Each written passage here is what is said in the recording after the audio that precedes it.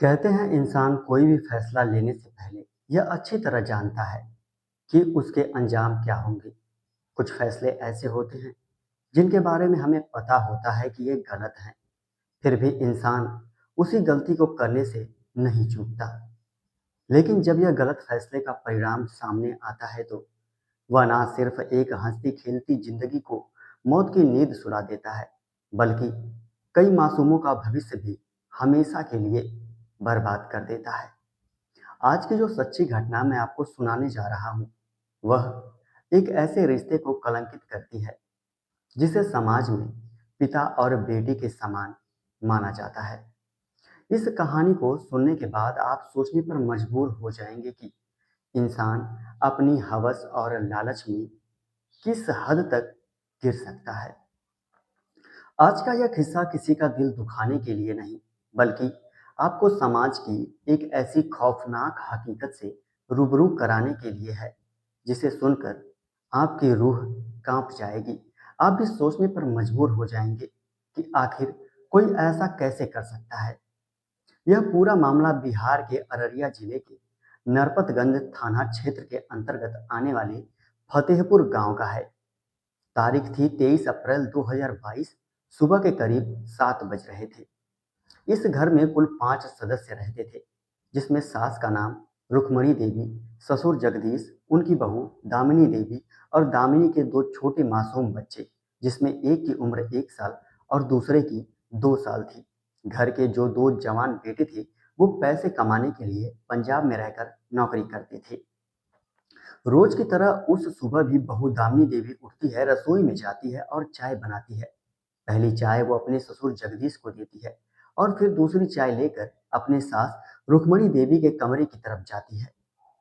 दरवाजा अंदर से बंद था। दामिनी कई बार आवाज लगाती है, अम्मा दरवाजा खोलो, सुबह हो गई है। रुक्मणी देवी, जिनकी उम्र करीब 57 साल थी, वो हमेशा घर में सबसे पहले उठ जाया करती थी, लेकिन आज वो उठ नहीं रही थी। जब कई बार आवाज लगाने के बाद भी अंदर से कोई हलचल नहीं हुई तो दामिनी ने किसी तरह धक्का देकर दरवाजे को खोलकर अंदर घुसी। लेकिन अंदर जाते ही दामिनी की एक दिल दहला देने वाली चीख निकल गई। सामने चारपाई पर रुक्मणी देवी खून से लथपथ पड़ी थी। उनकी चीख सुनकर ससुर जगदीश दौड़ता हुआ आया। अपनी पत्नी को इस हालत में देखकर वो भी फूट फूट कर रोने लगा।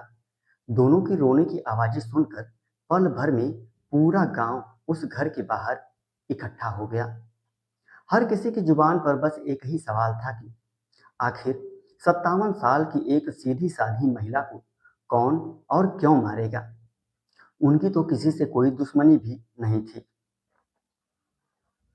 तुरंत पुलिस को सूचना दी जाती है।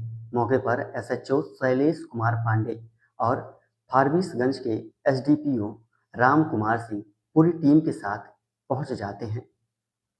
फॉरेंसिक टीम और डॉग स्क्वाड को भी बुला लिया जाता है। पहली नजर में ही पुलिस को समझ में आ गया था कि सोते वक्त रुक्मणी देवी पर किसी धारदार हथियार से कई बार वार करके उनकी बड़ी ही बेरहमी से हत्या की गई है। पुलिस ने घर का कोना कोना छान मारा, लेकिन घर में कोई लूटपाट का नामो निशान नहीं था। यानी कातिल का मकसद सिर्फ और सिर्फ हत्या करना था। जब पुलिस ने ससुर जगदीश और बहू दामिनी से पूछताछ की तो कि वो दोनों उस रात कहाँ थे, तो वो दोनों ने एक ही कहानी सुनाई। दोनों ने बताया कि गांव में एक भोज था, हम दोनों वहां खाना खाने गए थे। अम्मा ने वहां जाने से मना कर दिया था। जब हम देर रात लौटे तो अम्मा सो चुकी थी, इसलिए हमने उन्हें डिस्टर्ब नहीं किया। और जब सुबह चाय देने गई तो देखा कि उनका कत्ल हो चुका है। दोस्तों, बहू जितना रो रही थी, ससुर उससे कहीं ज्यादा दहाड़े मार मार कर रो रहा था। जब पंजाब में बैठे दोनों बेटों को यह खबर मिली तो वो भी अपनी मां के लिए रोते बिलखते घर वापस आ गए। पुलिस के लिए यह केस बहुत बड़ी पहेली बन चुका था। पुलिस गांव वालों से अलग अलग पूछताछ कर रही थी। तभी उनके सामने एक 6-7 साल का बच्चा आता है। उस बच्चे ने पुलिस वाले से कहा, पुलिस अंकल, मैं आपको एक बात बताऊं। उसके बाद पुलिस ने बच्चे को प्यार से पुचकारा और उस बच्चे ने जो बताया उसे सुनकर पुलिस वालों के भी रोंगटे खड़े हो गए। बच्चे ने बताया कि वो अक्सर उस घर में दामिनी के छोटे-छोटे बच्चों के साथ खेलने जाता था। एक दिन जब वो घर में गया तो उसने ससुर जगदीश और बहू दामिनी को बेहद आपत्तिजनक स्थिति में देख लिया था। बच्चे कभी झूठ नहीं बोलते। पुलिस को केस की सबसे अहम कड़ी मिल चुकी थी। पुलिस ने तुरंत ससुर और बहू को हिरासत में लिया और जब सख्ती से पूछताछ की तो दोनों टूट गए। और फिर जो सच सामने आया उसने सबको सन्न कर दिया। दामिनी ने बताया कि उसकी शादी को 5 साल हो चुके थे। घर के हालात ठीक नहीं थे, इसलिए दोनों बेटे पंजाब कमाने चले गए थे। घर में दामिनी अकेली महसूस करती थी, जिसके चलते उसका गांव के ही किसी व्यक्ति के साथ अफेयर शुरू हो गया।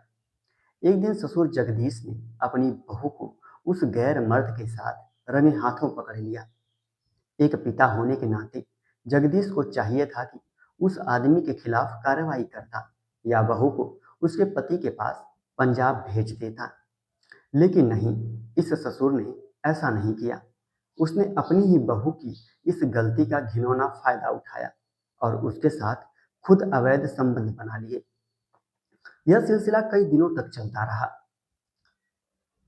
लेकिन उनकी इस काली करतूत के बीच सबसे बड़ी दीवार थी उनकी सास रुक्मणी देवी। उन्हें रास्ते से हटाना जरूरी था। अप्रैल की एक रात जब रुक्मणी देवी गहरी नींद में सो रही थी, तब दामिनी एक धारदार हथियार लेकर कमरे में घुसी और अपनी सास पर तब तक वार करती रही जब तक उनकी जान नहीं निकल गई। सोते हुए होने के कारण रुक्मणी देवी को बचाव करने का कोई मौका ही नहीं मिला। दोस्तों, पुलिस ने दोनों को हिरासत में लेकर जेल भेज दिया और एसडीपीओ राम कुमार सिंह के मुताबिक इस मामले में सर्विलांस के जरिए बाकी कड़ियों की भी जांच की जा रही है। लेकिन जरा सोचिए, ससुर जगदीश के उस एक गलत और घिनौने फैसले ने क्या अंजाम दिया। उसकी पत्नी रुक्मणी देवी हमेशा के लिए दुनिया छोड़ गई। वो और उसकी बहू अब पूरी जिंदगी सलाखों के पीछे सड़ेंगे। लेकिन सबसे बड़ा सवाल यह है कि दामिनी के उन दो छोटे मासूम बच्चों का क्या होगा, जिसकी उम्र महज 1 और 2 साल है। उनका भविष्य तो पूरी तरह से अंधकार में डूब गया। अगर कल को उनका पति दूसरी शादी भी कर ले तो क्या कोई सौतेली माँ उन बच्चों को सगी माँ जैसा प्यार दे पाएगी? यह पूरा हंसता खेलता परिवार एक पल में तबाह हो गया। इस कहानी को सुनाने का उद्देश्य किसी को आहत करना नहीं, बल्कि आपको यह समझाना है कि गलत फैसलों का अंजाम हमेशा भयानक ही होता है। लालच और हवस इंसान की सोचने और समझने की ताकत को खत्म कर देते हैं। इस पूरी घटना पर आपकी क्या राय है? कमेंट में हमें जरूर बताइए। अपने परिवार का ख्याल रखें और सतर्क रहें, सुरक्षित रहें। धन्यवाद।